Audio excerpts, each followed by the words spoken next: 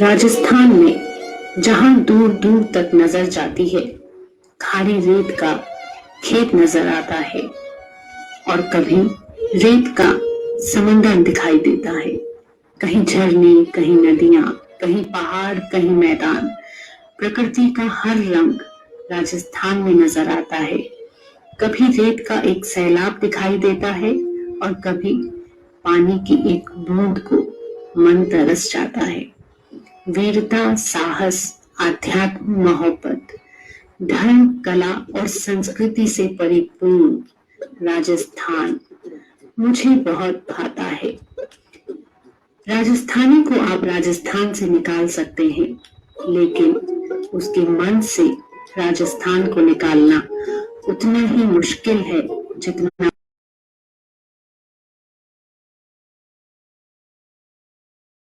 Foundation की पहल हम राजस्थानी एक ऐसा कार्यक्रम है जहां मैं अंशु हर्ष आपको ऐसे लोगों से रूबरू करवाऊंगी जो अपने ख्वाबों को खारी रेत के खेत में बोकर आज बहुत दूर निकल गए हैं, अपने सपनों को आसमान की बुलंदियों तक पहुंचाया है। हम राजस्थानी श्रृंखला की इस संकल्पना को साकार करने और हमारे साथ जुड़ने के लिए आप सभी लोगों को बहुत बहुत बधाई और धन्यवाद। हमारे माननीय मुख्यमंत्री अशोक गहलोत जी का विजन है कि जो प्रवासी राजस्थानियों को उनकी मातृभूमि से जोड़े रखने के लिए हर संभव प्रयास करे जाएं।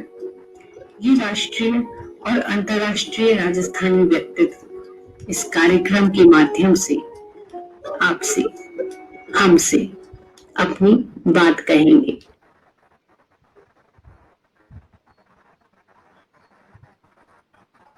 राजस्थान फाउंडेशन और सिंपली जयपुर की संकल्पना हम राजस्थानी में आप सभी का तहे दिल से मैं अंशु स्वागत करती हूँ, अभिनंदन करती हूँ। राजस्थान का नाम और उसकी शौर्य गाथाएं पूरे विश्व में प्रसिद्ध है। यहाँ से निकला हर व्यक्तित्व एक निराला व्यक्तित्व बनकर सामने आया है, चाहे कोई भी क्षेत्र रहा हो। हर क्षेत्र में राजस्थानियों ने अपना नाम रोशन किया है। ऐसे ही सपूतों को हम राजस्थानी के माध्यम से आप सभी को से मिलवाएंगे। और इसी कड़ी में आज हमारे साथ है मेजर जनरल आलोक राज। मैं आपका स्वागत करती हूँ, अभिनंदन करती हूँ। जय हिंद सर। और आपका परिचय मैं दूं। मूल राजस्थान के निवासी मेजर जनरल आलोक राज अति विशिष्ट सेवा medal Indian military academy Dehradun से ट्रेनिंग प्राप्त है। 1983 में first battalion the 6th light infantry join किया आपने और श्रीलंका, मणिपुर, आसाम, जम्मू कश्मीर में कई ऑपरेशंस में आपने हिस्सा लिया है। वर्तमान में additional director general NCC Maharashtra और chairman of canteen store department के पद पर आप मुंबई में कार्यरत हैं।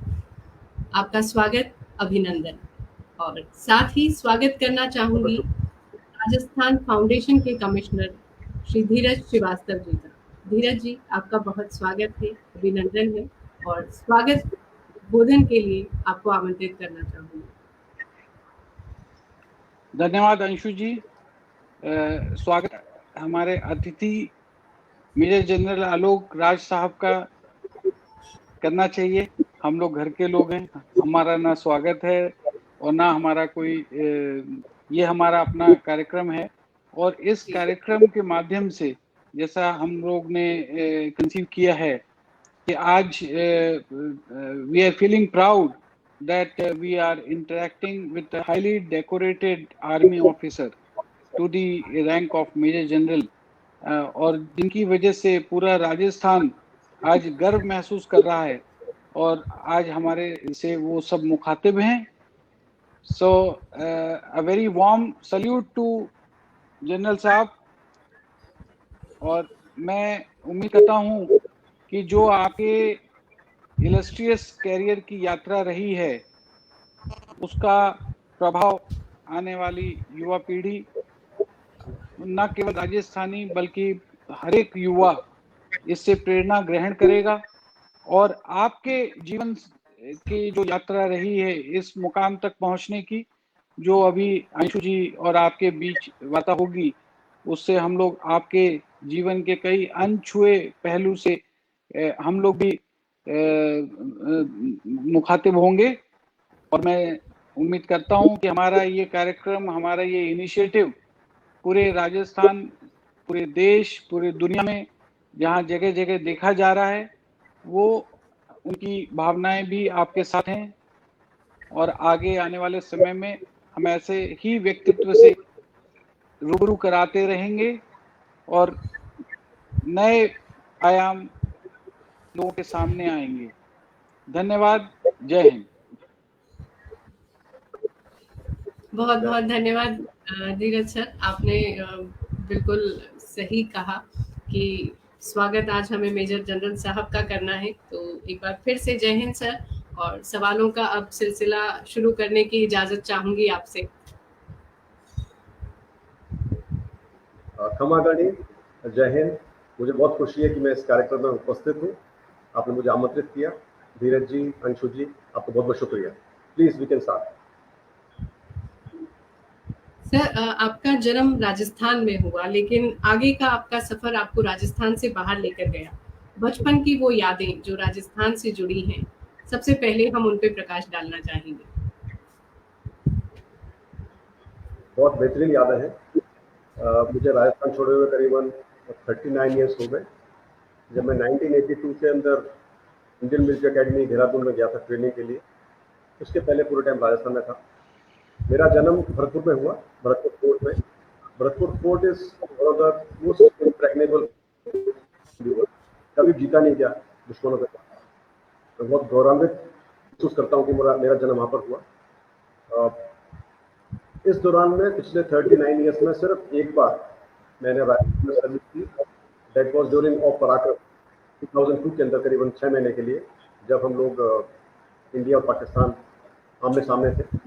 That was in Barmer district. That was just 6 months operations. मेरा बचपन बहुत बेहतरीन था। शुरू के करीबन 19 साल हमने भरतपुर, सीकर, चौमू, जयपुर यहाँ पे बिताए। भरतपुर में जब मेरा जन्म हुआ, वहाँ पर मैंने कला मंदिर स्कूल में शिक्षा प्राप्त की और मैंने कई सारे वहाँ फर्स्ट किए। Many first I started with. In fact my first film जो मैंने देखी थी, हिंदी फिल्म पड़ोसन थी, मुझे अभी भी याद है। I think I must have been about 6 years old। मैंने फ्लड्स देखे वहाँ पर बंद बैराटा है, वहाँ से फ्लड्स मैंने पहली बार देखे। First picnic we went to bird sanctuary, Ghana bird sanctuary. And पहली बार मैंने किसी अंग्रेज को, एक फॉरेनर को देखा। I still remember I asked my father कि ये लोग अलग से क्यों हैं। तो ही टोल्ड मी कि ये धरती के पीछे से आए। एंड आई कि ये धरती के कैसे आए, मतलब दिल में से आए, कैसे आए। I could not make out that. वहाँ पर भरतपुर में नुमाइश होती है, वो मैंने देखी। पहली बार मैंने जब फोटो खिंचवाई है, मुझे याद है, तो नुमाइश के अंदर एरोप्लेन का एक मॉडल बना होता है, उस पर हमने पीछे खड़े होकर फोटो खिंचवाई। वो फोटो मुझे अभी भी याद है। और one very important thing I remember, Bharatpur के अंदर गुरुद्वारा साहब, बहुत सारे गुरुद्वारा थे। तो वहाँ पर हम जाते थे गुरुद्वारा के अंदर, not so much for worship, but वहाँ पर मिलता है बहुत ही अच्छा और बहुत जिंदगी का। मुझे नहीं मालूम था कि सब मेरा एक कनेक्शन बनने वाला है आगे आने वाली जिंदगी के अंदर। That I be joining a Sikh light infantry regiment later on, with all our jawans are from Punjab and Sikh. इसका मुझे बिल्कुल उस समय गुमान नहीं था। तो सीकर में हम जब गए, तो सीकर के अंदर those were the best years of my childhood. वहाँ पर हमने डेजर्ट्स देखे, ड्यूज देखे। जब हम गए तो हम एक रेंटेड अकोमोडेशन में रहे, और वहाँ पर हमारी लैंड लेडी ने मुझे, मेरी मम्मी को बोला कि मोरी बंद कर लीजिए। रात के उन्होंने बोला दिल्ली मोरी बंद कर लीजिए। तो मेरी मम्मी को समझ में नहीं आया, लेकिन फिर भी उन्होंने सारे नालियों को, ड्रेन्स को बंद कर दिया। सोचा कि शायद यहाँ चूहे बहुत होते होंगे उसी के अंदर।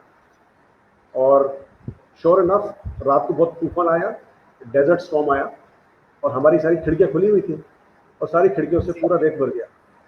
तो सुबह आके उन्होंने बोला, बिजली में तने बोली तू मोरी क्यों बोला बंद किया, something like that. Actually mori is called khidki, and so therefore this was a lesson learn. हम लोग वहाँ पर सीकर पर डाक बंगले में रहते थे, पीडब्ल्यूडी के डाक बंगले में। तो वहाँ पर काफ़ी डामर हुआ करता था, उसमें हमारे पैर फंस जाया करते थे। और वहाँ पर हमारे केयर टेकर थे भूर सिंह जी और गुंटू खान साहब, और हुसैन साहब जो वहाँ के केयर टेकर थे, वो लोग हमको निकाल के लाया करते थे, रेस्क्यू करते थे। सो बड़े खास खास वहाँ के यादें हैं। वहाँ पर मेरे फादर हमको लेके गए थे सालासर जी और जीण माता, और सालासर जी को हम लोग जब गए तो हम लोग गए थे बस में, और वो खुद पैदल चल के गए थे। He walk all the way from Sikar to Salasar ji, and that was I think शायद 35 to 40 किलोमीटर की एक वॉक रही होगी। मुझे नहीं मालूम था उसका भी मेरा कनेक्शन बनने वाला है आगे का। सो वो बहुत ही बेहतरीन वहाँ की याद थी। उसके बाद फिर जब जयपुर गए तो फिर हम लोग चले गए थे महाराजा कॉलेज में, मैंने ज्वाइन किया था 78 में, और वहाँ पर कुछ एक नया मोड़ मेरी जिंदगी में आया जब मैंने एनसीसी ज्वाइन की, NCC, and went for a mountaineering course, basic mountaineering course Uttarkashi में। उस बेसिक माउंटेनियरिंग कोर्स उत्तरकाशी ने मेरी जिंदगी बदल दी, लाइफ बदल दी। वहाँ पर जब मैं गया तो कोर्स में उन्होंने मुझे पहले दिन रिजेक्ट कर दिया, rejected me on the first day itself. ये बहुत इंटरेस्टिंग है और बहुत ही अच्छा रहेगा सुनना फॉर द यंगस्टर्स। और उन्होंने बोला कि आप वीक हैं, आप अंडर एज भी हैं, तो उनको मैंने रिक्वेस्ट किया कि please don't send me back, it will be insulting, तो just allow me to stay for 3 days, 3 दिन रख लीजिए, फिर मेडिकल नोट्स में भिजवा दीजिएगा। So they agree and they said okay, आपको पूरे दिन सारी पीटी सब ट्रेनिंग करनी पड़ेगी।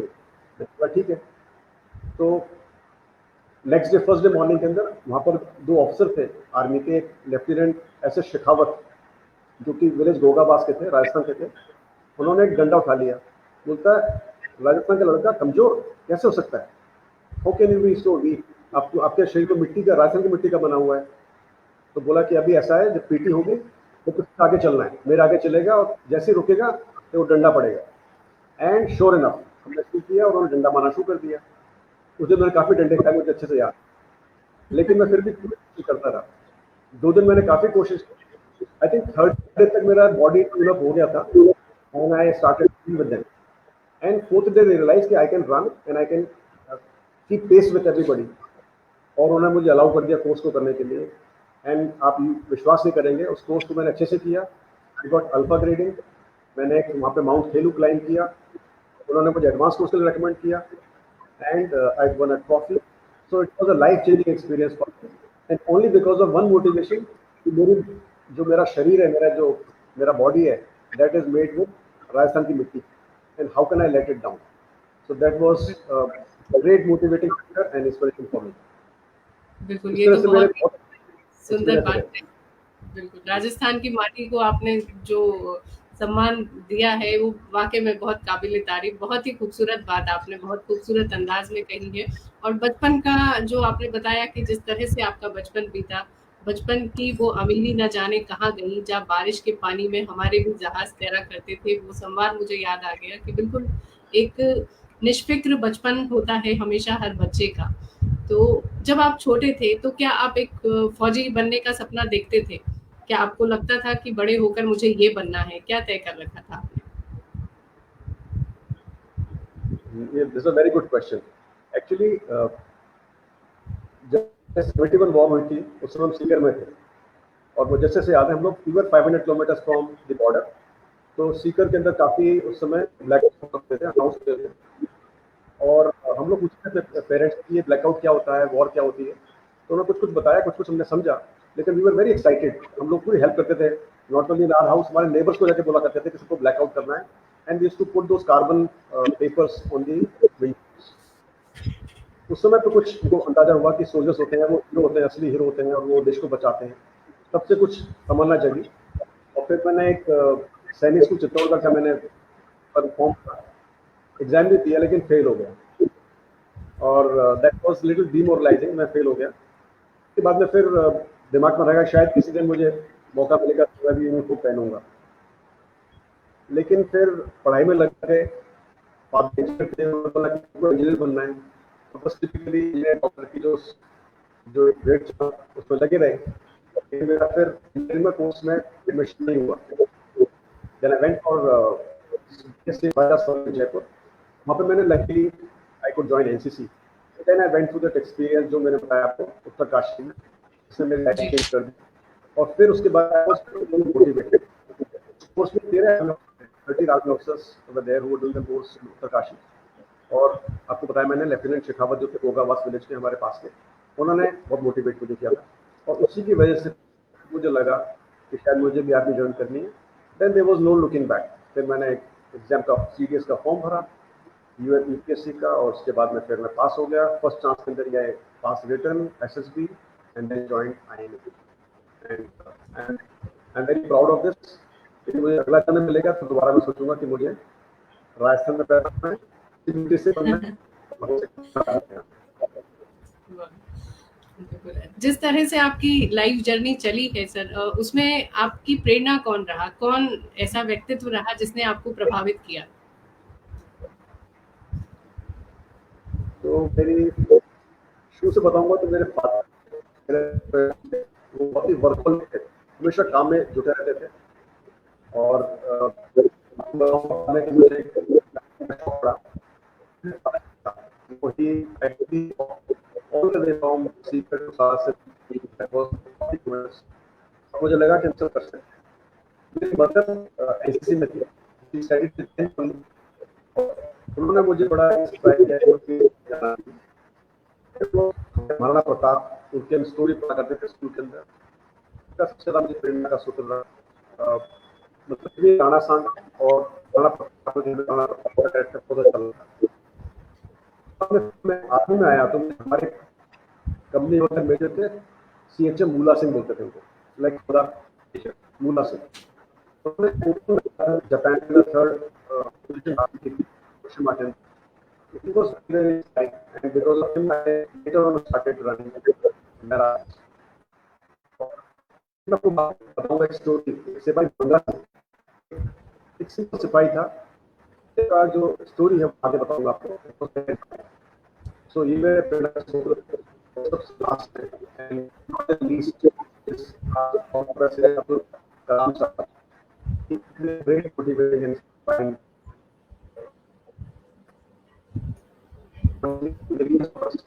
inspired by Abdul Kalam sir. So these are inspired.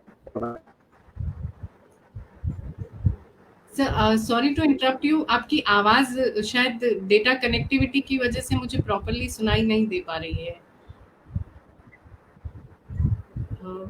Net थोड़ा शायद नेटवर्क कनेक्टिविटी प्रॉपर नहीं है, तो मेजर जनरल आलोक राज की कनेक्टिविटी टूट गई है। लॉग इन कर रहे हैं वो वापस। तब तक हम आपको बता दें कि हम राजस्थानी जी बिल्कुल। I can hear you very well. Yes, now I can hear you sir. वो डेटा कनेक्टिविटी कई बार थोड़ा टेक्निकल रीजंस हो जाते हैं, so please carry on sir. Shall I repeat? दोबारा रिपीट करूं मैं कुछ कहीं पर जो जी, मैं आपकी प्रेरणा के बारे में पूछा था तो वही मैं सुन नहीं पाई अच्छे से।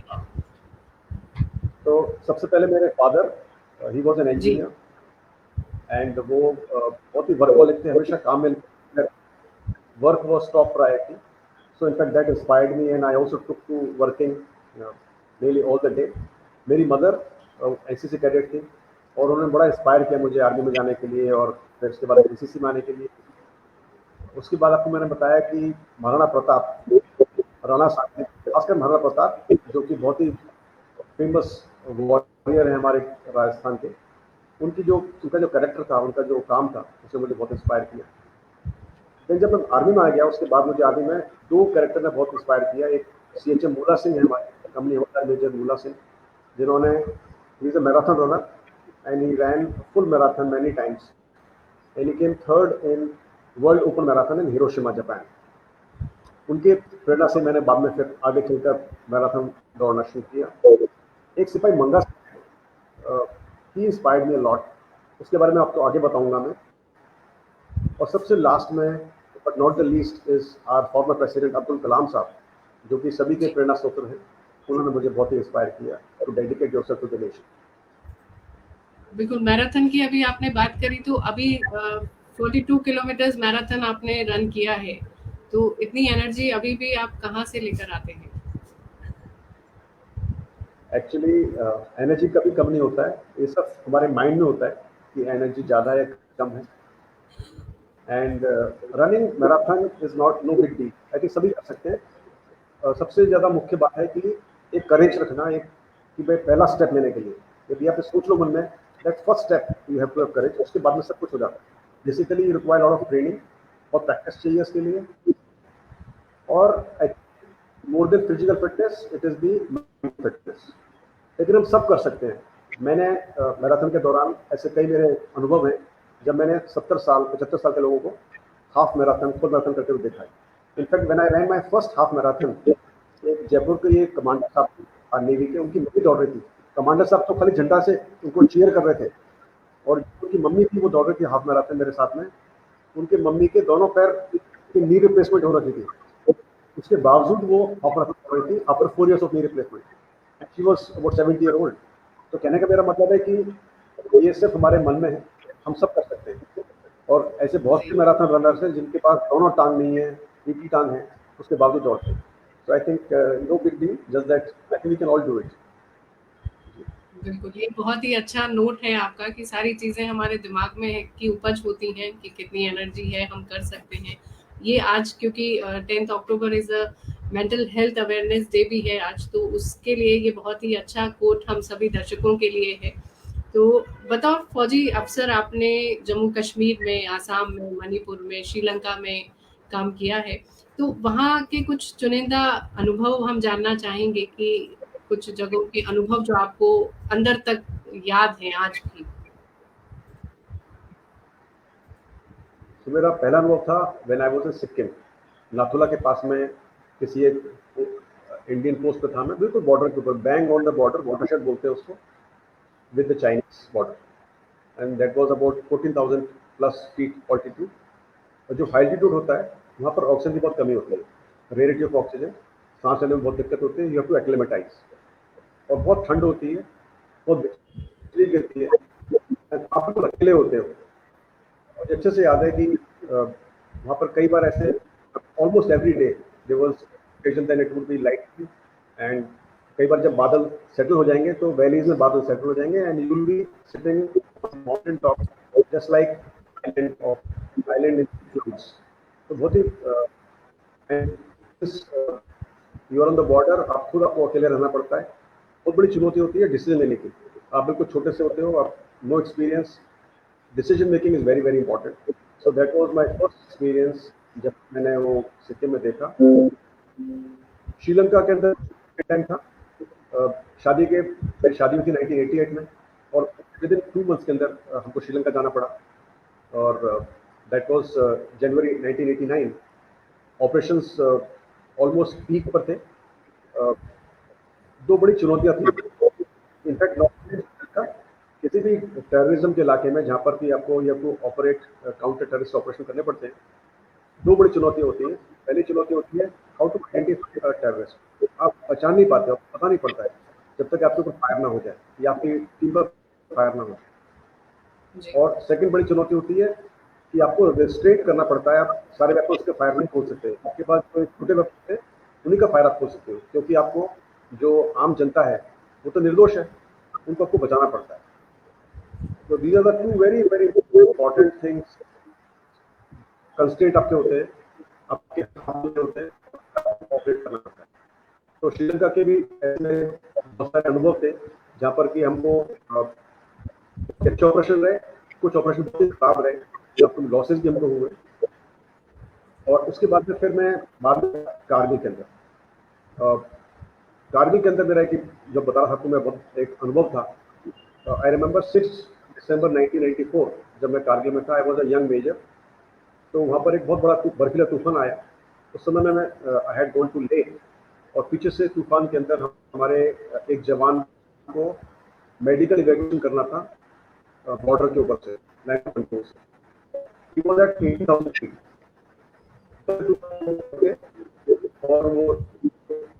और उसके बाद बीच में जब तूफान रुका, रेस्टोरेशन किया, तो मैं हेलीकॉप्टर स्पेशली ले से ये ट्राई करते फाइनली they were lying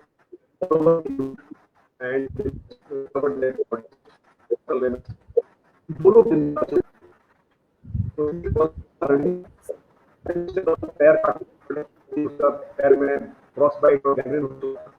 लेकिन सबसे जवान तो मैंने बताया कि इंस्पिरेशन सिपाही भगत सिंह को कुछ नहीं हुआ था। He was absolutely all right in the sense he was off, he had to be evacuated, लेकिन उसको there were no injuries और वो करीबन 2 महीने की तबज्जुद के बाद ठीक हो गया। उसको मैंने पूछा सिपाही मंगा सिंह को कि मंगा सिंह आपको कुछ नहीं हुआ, बाकी 7 जवान मर गए, एक का हाथ पैर कट गया। तो मैंने कहा आपने क्या किया, ऐसे क्या किया आपने? बोला साहब मैंने तो कुछ नहीं किया, जो मुझसे मांगता है उसको देता। सिपाही मांगता उसको देता रहा। किसने बोला मुझे हाथ पिलाओ, किसने बोला मेरे पैर को दबाओ, किसने बोला मुझे पानी पिलाओ, किसने बोला मुझे बर्फ से निकालो। मतलब आप देखिए कि वो करीबन 72 आवर्स माइनस टेम्परेचर के अंदर एक्सपोज के अंदर भी वो आदमी बच जाता है। सिर्फ इसलिए बच गया वो क्योंकि पूरे टाइम वो हेल्प कर रहा था। जो मंगा सिंह को लोग मांग रहे थे वो मंगा सिंह को दे रहा था। किसी के उठा रहा था, किसी को पैर, किसी को पानी पिला रहा था, किसी को मसाज कर रहा था। By doing all this, his body was kept warm, and he did not. He was busy just taking care of others, and he survived finally. So ये बहुत बड़ा लेसन था मेरी लाइफ का कि लाइफ के अंदर यदि हम अपना सोचते हैं, खुद का सोचते हैं, तो हमारी बॉडी जम जाती है, हम इनर्ट हो जाते हैं, हेल्पलेस हो जाते हैं। लेकिन यदि आप दूसरों की हेल्प करते रहते हैं, एक गाने में सुना होगा ना कि जब बेसहारा हो तो दूसरों का सहारा बनो। So I think that was one great lesson I learned from Sipahi Manga Singh, that you have to be selfless, keep working for others, that God will take care of you. So this was one great experience that I had. उसके बाद मैंने सियाचिन के अंदर भी brigade में भी operate किया था। So these are the great experiences I had. बहुत ही अच्छे अनुभव हैं वहाँ। जी, बहुत ही सुंदर। फौजी का जीवन तो अपने आप में एक हर अनुभव एक नई कहानी बनकर सामने आता है, क्योंकि वो इतनी सारी मुश्किलों से लड़कर एक साहसी फौजी कहलाता है। तभी तो आपने मैनेजमेंट स्टडीज भी की हैं, पब्लिक एडमिनिस्ट्रेशन में एडवांस प्रोफेशनल कोर्सेज भी किए हैं। तो ये सारी चीज़ें आपकी फौज की नौकरी के साथ साथ चली। किस तरह से आपने अपनी लाइफ को बैलेंस किया? क्योंकि आजकल युवा वर्ग ज़्यादातर ये सोचता है कि अगर एक बार नौकरी करना शुरू कर देता है तो वो ठहर जाता है कि अब डिग्रीज का कोई मतलब नहीं है, अब अनुभव के साथ हम आगे बढ़ेंगे। क्या कहना चाहेंगे आप? तो जैसा कि मैंने बताया था कि स्कूल खत्म होने के बाद में कॉलेज में आने पर मेरा शौक कम हो गया था पढ़ाई का, जब मेरा इंजीनियरिंग कॉलेज में एडमिशन नहीं हुआ था। तो उसके बाद में फिर जब मैंने फौज ज्वाइन की, आर्मी ज्वाइन की, तो सोच लिया था कि शायद अभी और पढ़ना नहीं पड़ेगा and will be free of the studies, अब पीछे छूट जाएगा हमारा स्टडी से। लेकिन मेरा गलत ख्याल था। आर्मी के अंदर या नेवी या एयरफोर्स में पीछा नहीं छूटता है।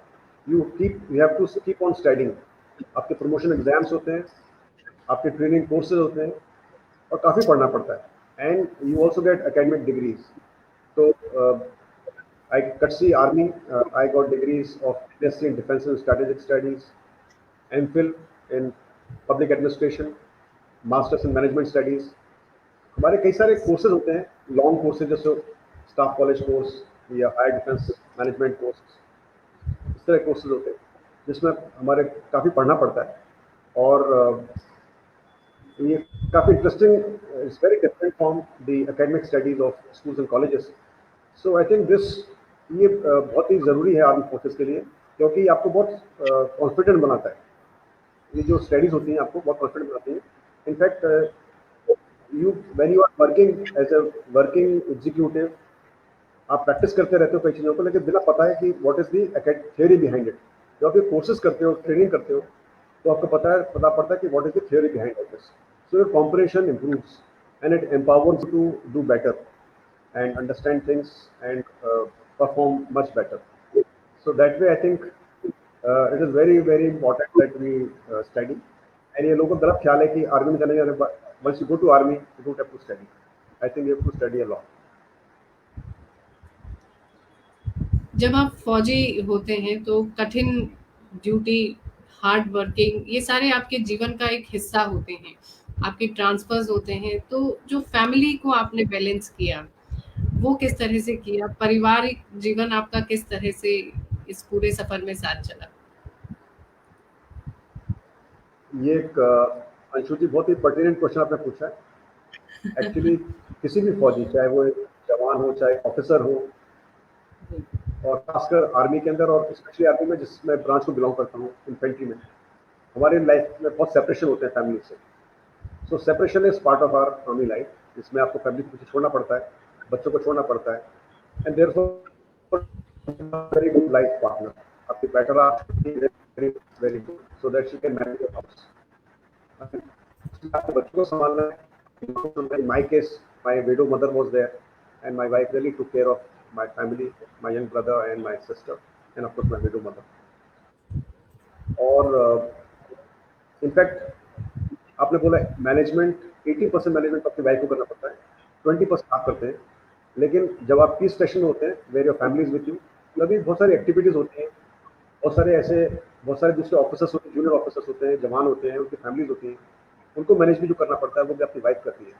So in my case, and I think in many cases, I would give credit to the wife, because she manages the household, she manages your professional domain, जहाँ पर की दूसरी लेडीज होती हैं।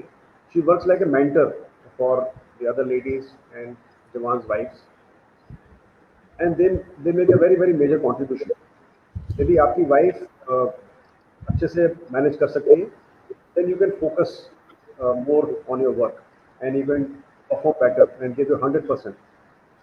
So it is बहुत ज़रूरी है कि ये so therefore I will not take credit for this. I think the credit is complete to my wife, and before I got married to my mother, because she was also very very supportive and I could focus on my work. So that way I think I'd be very very fortunate. But yes, work-life balance and management of home is very tough challenge. बच्चों की पढ़ाई, किसी भी army officer के बच्चे होंगे, वो they would study not less than 6 to 7 schools in their up to 12. Many times they would be separated. So these are the challenges. But I think अगर चूज करते हैं आर्मी लाइफ को, तो आप सोच के चूज करते हैं कि सभी होने वाला है, and I think one should be prepared for all this.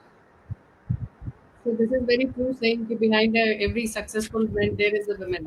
So वहाँ पे आपकी लाइफ बिल्कुल सेट होती है, और इनफैक्ट हर इंसान के पीछे ऐसा कोई साथी ज़रूर होता है जो उसको बैलेंस करके चलता है, वो ज़रूरी है। और अब जो मेरा अगला सवाल आ रहा है वो ये आ रहा है कि जब आप नौकरी पर नहीं होते हैं, जब आप एक फौजी नहीं होते हैं, जब आप एक पर्सनल इंसान के तौर पे अपने आप को देखते हैं, तो क्या शौक आपके हैं? आप गुनगुनाते हैं, लिखते हैं, पढ़ते हैं? अपना समय आप किस चीज को देते हैं? तो अंशु जी, वन क्लैरिफिकेशन कि कोई भी anybody who is in uniform, whether army का हो या पुलिस वाला हो, शायद कभी ऑफ ड्यूटी होता ही नहीं होता होगा। I think we are always, whether in uniform और not in uniform, once you join this service you are always on duty. आपने कभी सुना नहीं होगा, लेकिन हमारे होता है जैसे गुरुद्वारा परेड, मंदिर परेड, हमारे जो फंक्शन होते हैं वो परेड की तरह से होते हैं। तो हमारे डिनर्स होते हैं, फंक्शन में वो भी एक परेड, मतलब you have to be a particular dress, particular time and in a particular format. तो सब के सब जो एक हमारे लाइफ स्टाइल होता है, वो पूरा की पूरा एक फॉर्मेट होता है। But yes, there are some very light moments. So मुझे शौक है, जैसे सबको मैंने बताया था कि रनिंग का मैंने शौक शुरू से रखा था, उसको लेकर मैंने बढ़ाया व्हेन आई क्रॉस 50 ईयर। इसके अलावा स्क्वॉश खेलना, और मैंने लेटली पिछले 4-5 साल में शुरू किया मैंने खेलना। These are some of my hobbies. Of course, listening to old Hindi songs, and army के अंदर या शायद सभी जगह पर, आर्मी, नेवी, एयरफोर्स में socialising is a very good pastime, where you आप मिलते हैं अपने कोलीग से, पीयर्स ग्रुप से, सीनियर जूनियर से। और कभी जब आप little bit when you are in cities, you can discuss very many official things also in a little relaxed atmosphere, and you can make better decisions. This is why we have little more socializing in process. मुझे outdoor activities का, खासकर trekking का, mountaineering का बहुत शौक रहा है। These are some of my hobbies which take my time when I have some time. मैंने सुना है आप गुनगुनाते भी हैं। Yes, थोड़ा बहुत गा लेता हूँ, मतलब not that I can sing so well. हम चाहेंगे किसी राजस्थानी गाने की आप 2 लाइन इस मंच से ज़रूर शेयर करें, हम ये चाहेंगे। तो जब मैं सीकर में था तो मेरे क्लास में एक लड़का था ईश्वर सिंह, वो बहुत जी। अच्छा एक गाना सुनाया करता था, मुझे हमेशा बहुत पसंद आता है वो गाना और मुझे सुनकर बहुत अच्छा लगता है। तो सुरगाने सर होवे ई पर देवर रोमन आवे हीरो नर नारी गावे धरती धोरारी धरती धोरारी धरती धोरारी धरती धोरारी। Thank you. बहुत ही बढ़िया। बहुत ही उम्दा आपने पंक्तियाँ ली। कन्हैयालाल सेठिया जी की ये रचना है, जो सुजानगढ़ के रहने वाले हैं, उन्होंने ये रचना रची है। बहुत ही खूबसूरत और आपने बहुत भाव अभिव्यक्ति करी है इन पंक्तियों से। राजस्थान की धरती को जो भाव दिए हैं अपने, उसके लिए आपका बहुत आभार। और वर्तमान की जो आपका पद है, आप चेयरमैन बोर्ड ऑफ एडमिनिस्ट्रेशन व general manager canteen store department Mumbai में अभी आप कार्यरत हैं। तो इस पद का अनुभव, मुंबई का अनुभव कैसा रह रहा है आपका? तो ये तो बिल्कुल ही अलग तरह का एक डिपार्टमेंट है, काफी अनूठा डिपार्टमेंट है। सिविलियन कमर्शियल ऑर्गेनाइजेशन, जहाँ पर कि मेरे जैसे सिर्फ 4-5 आर्मी और एयरफोर्स के लोग हैं, बाकी पूरे all civilians. And it is one of the largest supply chain in our country, जहाँ पर कि हम करीबन 45 लाख हमारे जो हाउस होल्ड्स हैं उनको FMCG यानी कि fast moving consumer goods, household goods भिजवाते हैं। और ये बिल्कुल अलग तरह का है, ऐसा मैंने पहले कभी कुछ नहीं किया था। इससे पहले मैंने एक अलग तरह का किया था एक्सपीरियंस, वो था नेशनल वॉर मेमोरियल का, जो कि मैं इससे आने से पहले था। लेकिन ये वाला और भी अलग है और इसका आर्मी से और आर्मी सर्विस से या वेपन से कोई संबंध नहीं। सो बिल्कुल नया में इसमें फाइनेंशियल मैनेजमेंट, इन्वेंट्री मैनेजमेंट जैसे सब्जेक्ट को मैंने सीखने की कोशिश की है और मुझे बहुत अच्छा लग रहा है इसको, इस काम को करने के लिए, क्योंकि मैं I can do so much for our jawans, families, officers. सीख भी रहा हूँ। It's on the job learning as well as serving. हमारा जो मोटो है कैंटीन स्टोर्स डिपार्टमेंट का, वो है सर्विस टू सर्विसेज, यानी जो हमारे 3 सर्विसेज, आर्मी, नेवी, एयरफोर्स, उनकी सर्विस करना। So it's a great experience that I am going through. बिल्कुल, ज़िंदगी हर दिन एक नया अनुभव देती है। आपकी ड्यूटीज़ ने आपको नए-नए अनुभव दिए हैं। आगे आपने क्या प्लान कर रखा है? कुछ सपने जो आपको पूरे करने हैं अभी, उनके बारे में हम जानना चाहेंगे। तो सपना जो मेरा है वो यही है कि मैं I want to continue to work. I don't want to really relax down even for a day. और ये मेरे को इंस्पिरेशन मिली है प्रेसिडेंट अब्दुल कलाम जी से, और मेरे एक मौसा जी हैं doctor who is in USA, and both they say that you have to keep working till your last, and that is what I aspire to do, to dedicate myself to the service of others, society, especially downtrodden and underprivileged people. तो मेरा जो सपना है वो ये कि मैं ऐसा प्रोजेक्ट हेड करूँ या हेड करूँ जहाँ पर कि thousands and lakhs of underprivileged people, and हो सके तो राजस्थान के अंदर, क्योंकि हमारे भी काफ़ी लोग हैं जो बहुत पिछड़े हुए हैं और बहुत ही रिमोट एरियाज में, बहुत टफ एरियाज में रहते हैं, उनके बहुत चैलेंजेस हैं। If I can do something for them, that is my biggest dream. बहुत ही सुंदर सपना है आपको, और आमीन ज़रूर पूरा होगा ये। और ये जो संकल्पना है हम राजस्थानी की, यहाँ पर पहली कड़ी का आप आज एक हिस्सा बने हैं। राजस्थान फाउंडेशन और सिंपली जयपुर की ये संकल्पना है कि जो राजस्थान से बाहर राजस्थानी व्यक्तित्व हैं, उनसे परिचय करवाया जाएगा। तो इसका हिस्सा बनकर आप कैसा महसूस कर रहे हैं? वेरी ब्रीफली, गौरवान्वित। आई एम फीलिंग गौरवान्वित। मुझे बहुत अच्छा लग रहा है कि आपने मुझे चुना for the first episode of this programme, और मुझे लग रहा है जैसे कि मैं वापस राजस्थान में आने वाला हूँ या आ गया हूँ। Connecting to your roots is something everybody loves and likes, and if somebody asks me where you want to go back after this tenure in Mumbai, I think my first choice is Jaipur and Rajasthan, anywhere in Rajasthan, because I love that place. जो वहाँ की खुशबू है माटी की, जब बारिश पड़ती है, जब बूंदें पड़ती हैं, उसकी जो खुशबू आती है वो कहीं नहीं आती है। आई कीप वेटिंग कि कभी ऐसा मुझे मौका दोबारा मिले कि मुझे खुशबू मिले। एंड आई थिंक ये बहुत अच्छी संकल्पना है राजस्थान फाउंडेशन की, और आपने उनको जो हाथ मिलाया है सिंपली जयपुर में, connecting people those who belong to Rajasthan, I think it will be very inspiring for many of our youth, हमारे जो youngsters हैं, क्योंकि हर एक के अपने अपने एक्सपीरियंसेस हैं, अनुभव हैं और स्टोरीज हैं। जैसा आपको मैंने बताया था, मैं सैनिक स्कूल एग्जाम में फेल हुआ था। जब मैं बेसिक माउंटेनियरिंग कोर्स में गया, वहाँ पर मैं रिजेक्ट हुआ था। उसके बावजूद भी मैं आगे बढ़ता गया, सिर्फ इसलिए क्योंकि मेरे था कि मैं राजस्थान की मिट्टी से बना, और वहाँ के लोग कमज़ोर नहीं हो सकते। वहाँ के चाहे किसी भी जाति के हों, किसी भी डिस्ट्रिक्ट के हों, वो कमज़ोर नहीं हो सकते। वो तो लैंड ऑफ वॉरियर्स है, और वहाँ के लोग जो सिंपल साधारण अपना सिर्फ दाल रोटी खाते हैं, फिर सब कुछ अच्छा कर लेते हैं। I think it's a great concept that you have chosen, and मुझे बहुत यकीन है कि बहुत से लोग इससे इंस्पायर होंगे हमारे स्टेट के, और देश के लिए और दुनिया के लिए अच्छा काम करेंगे। जी, बहुत बहुत धन्यवाद आपका। और अब समय आ गया है ओपन फोरम का, तो मैं आमंत्रित करना चाहूंगी पहले धीरज श्रीवास्तव जी को। Sir,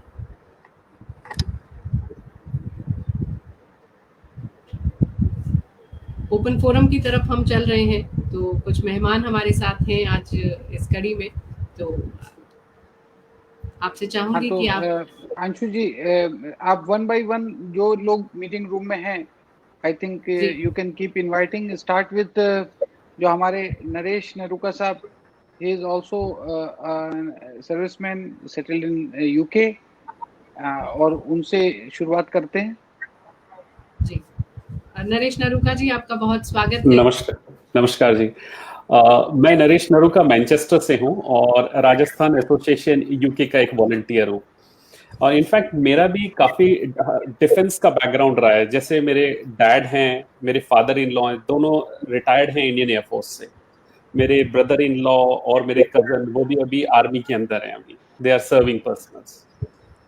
So before asking my question, first I would like to say to Dheeraj ji that he has done a tremendous job for all the Rajasthanis and made us proud.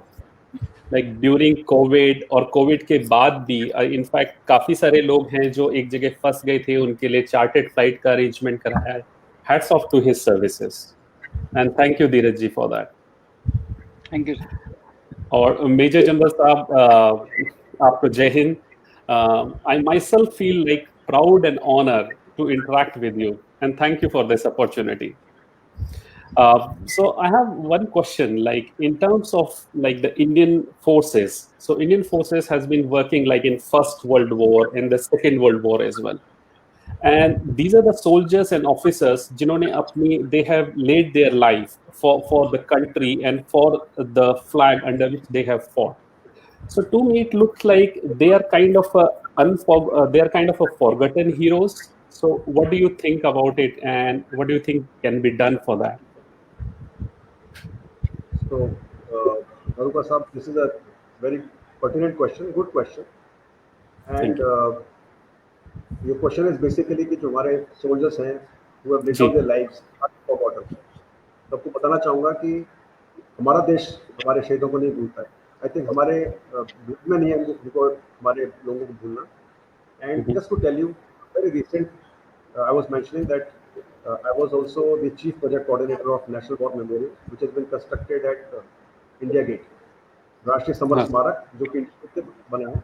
और last year 25 फरवरी को उसका उद्घाटन हुआ था, उसका inauguration हुआ था। It was dedicated to the armed forces by honourable prime minister. और वहाँ पर दूसरा यूनिक वॉर मेमोरियल, जहाँ पर 26,000 जो हमारे सैनिक, जिन्होंने अपनी lead down their lives for the country since independence, उन सब के नाम पर, हर एक के नाम पर एक टाइल बनी हुई है, एक प्रॉपर टाइल बनी हुई है और वहाँ पर लगी हुई है। बाकी सभी देशों के अंदर हर जगह पर वॉल के ऊपर उनके नाम लिखे होते हैं। यहाँ पर एक डेडिकेटेड वहाँ पर लगाई गई ग्रेनाइट टाइल, और आपको जानकर खुशी होगी और आपके सर्व श्रद्धा से झुकेगा उन लोगों के लिए। हमारे 1690 सैनिक जो राजस्थान के हैं, ऑफिसर्स, देसी जवान, जिन्होंने टिल 2018 एंड तक जिन्होंने अपनी जान निछावर की राष्ट्र के लिए, उन सब के नाम भी वहाँ पर। और हम लोग पूछते नहीं है उन सबके नॉट ओनली नाम, बल्कि उनकी जो फैमिलीज होती हैं, उनकी जो विडोज होती हैं, उनके पूरे पेंशन, उनके पूरे जो एंटाइटलमेंट्स उनको दिए जाते हैं। गवर्नमेंट ऑफ इंडिया की और स्टेट गवर्नमेंट्स की, हर एक स्टेट गवर्नमेंट की बहुत सारी स्कीम्स हैं जिससे उनके फैमिलीज को और उनके जो नेक्स्ट ऑफ किन होते हैं उनको देखा जाता जी, है, जो स्टोरीज हैं ब्रेवरी की उनको याद किया जाता है। Right, so in moving arm forces की जो इंस्पिरेशन है वो लोगों से होती है। एक मेरी खुद की यूनिट यस, के एक हवलदार जोरा सिंह है जिनको इतना मिला था, उनको मैं हमेशा जब भी नाम याद करता हूँ तो मेरे रोंगटे खड़े हो जाते हैं और मुझे लगता है कि कुछ भी मुझे काम मिलेगा मैं जोरा सिंह को याद करूंगा, मैं सारा काम पूरा कर दूंगा। So that is what is the inspiration of these great soldiers who laid down their lives. Thank you very much. It's good to know like army is honouring the soldiers. और इनफैक्ट आपकी बात सुन के और जोरा सिंह जी का नाम सुन के मेरे खुद के रोंगटे खड़े हो गए। बिल्कुल सही कहा आपने। I can imagine how strong feeling it is, क्योंकि हम लोग तो जैसे सिविलियंस कहलाए जाते हैं और देख देख करके अच्छा लगता है जब ऐसा कोई पल जिंदगी में आए कि आप देश के लिए कुछ कर पाएं, तो उसको जी, सोच करके ये अनुभूति अपने आप में बहुत बड़ी है। थैंक यू नरूका साहब। मैं जनरल साहब को बताना चाहूँगा कि इस श्रृंखला को, हमारे इस इनिशिएटिव को पूरे वर्ल्ड ओवर की more than 18 associations which are connected with Rajasthan community, they are in support to this initiative. और नरूका साहब अभी उन्हीं में से एक Rajasthan association of United Kingdom को रिप्रेजेंट कर रहे थे। तो हमारे दर्शक और जो भी हमारे साथ लोग जुड़े हैं, उन सबको भी मैं धन्यवाद देता हूँ कि आज इस मौके पे हमारे को पूरा ग्लोबल सपोर्ट जो एक्सटेंड किया गया है, we are extremely thankful for that. So next I would like to invite Rachna Rathore ji, if she is with us. Yes, she is with us. She is from Hong Kong. Welcome, Rachna.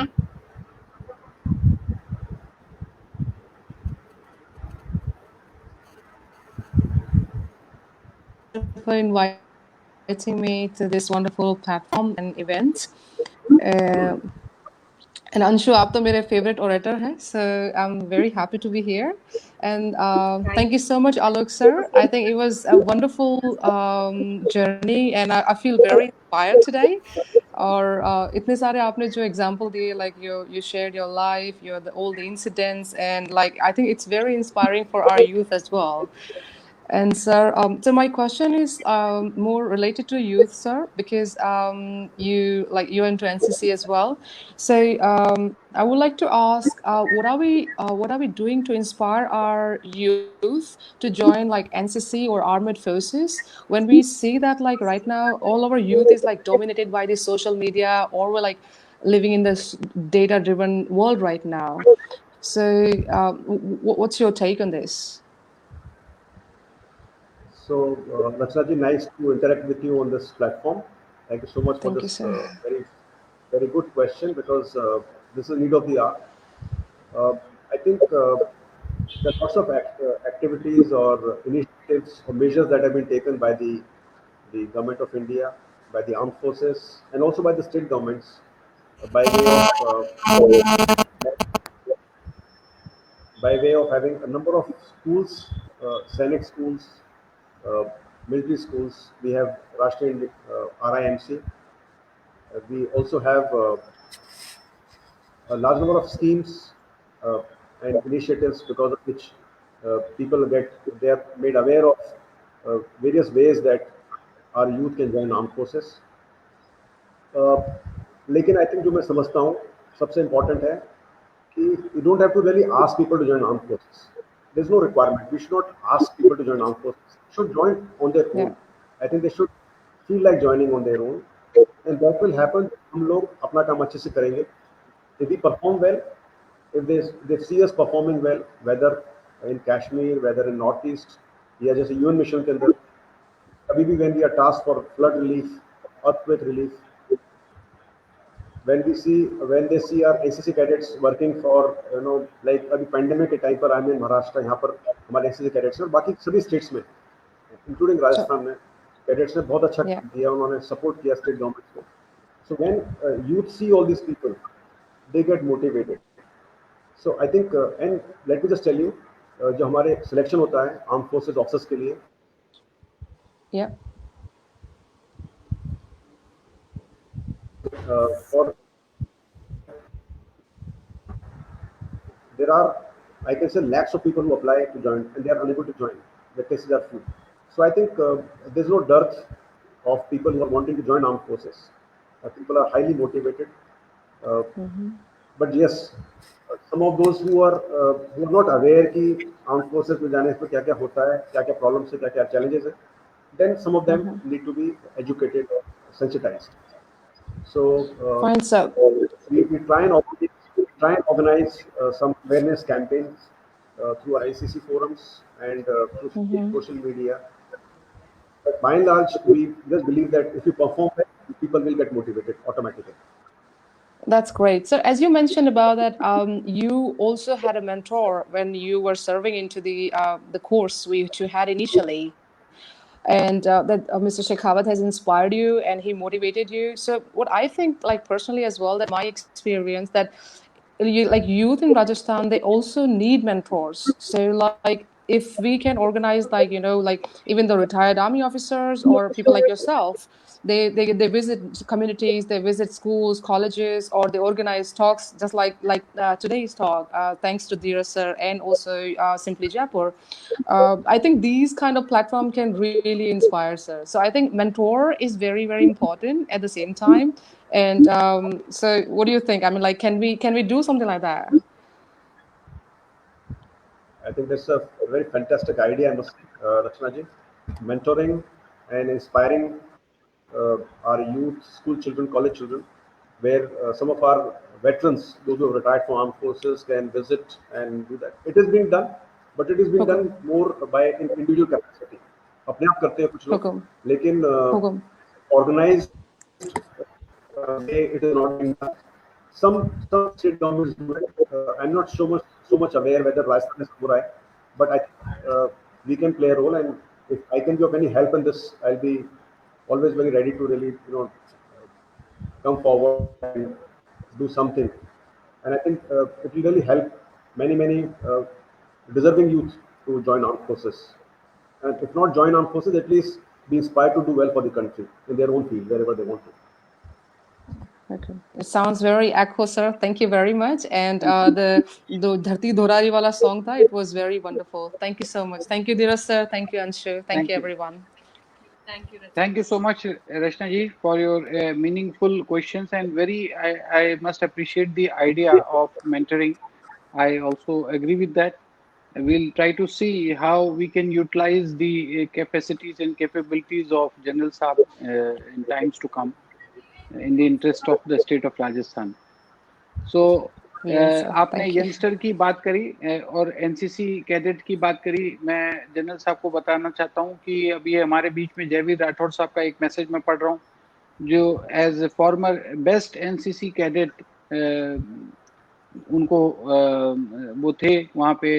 He was awarded as a best NCC cadet and a best shooter 1992 Mumbai region, and now he is one of the topmost Rajasthani community doctor in the prestigious John Hopkins USA में. So thank you, Rathod Sahab. Our next intervention from a youngster, SP Singh from Switzerland.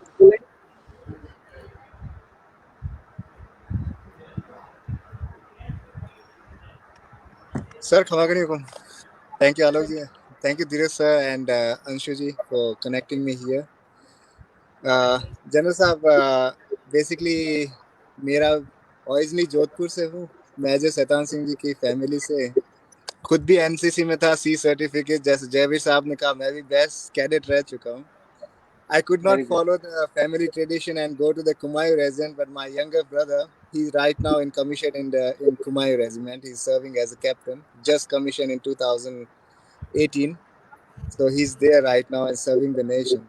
मेरा general साहब आपकी बातें सुन के और Dheeraj sir जी को और simply Jaipur जो अंशु जी है उनको देख के आज पूरे घर की याद आ गई। लेक जिनेवा के पास बैठा था तो एकदम मतलब पूरे राजस्थान आपका वो गाना जैसे ही सुनाया था, पूरे जोधपुर के दौरे और जैसलमेर में जब हम छोटे बच्चे थे जैसलमेर वाली बॉर्डर पे खेलते थे तो वो वाला याद आ गया आज।